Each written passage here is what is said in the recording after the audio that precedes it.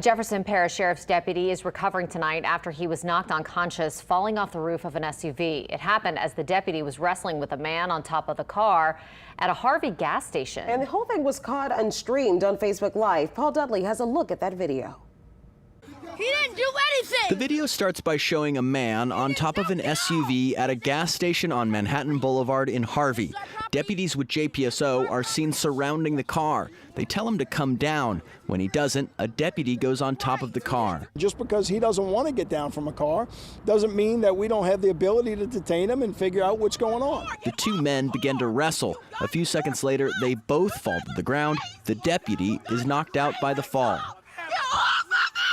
According to Sheriff Joe Lopinto, this is the second day in a row that people called complaining of a situation here involving children and adults busking and going in and out of traffic. He says it's not against the law to ask for money on the side of the road, but deputies had questions. They set up microphones that walking in and out of traffic, and we have a third party calls and says that we've got a 12-year-old kid walking through the street up and down the lanes. I'm afraid they're going to get hit by a car. After this deputy was knocked out, a total of 6 people were arrested, 3 adults and 3 juveniles. If he broke a law, then he has to cooperate. Ken Barnes, a New Orleans area attorney not affiliated with the case, says the deputies had the right to question the man. However, the level of force could be called into question. Hopping on top of a piece of private property like a vehicle to go to grab someone off of a car for being in a place that they're allegedly not supposed to be, there is a use of force, and that gets a little bit more into the civil aspect of it and what this family may be looking for in the future to rectify for whatever injuries they may suffer from this. We are told the deputy is in stable condition and is alert and awake.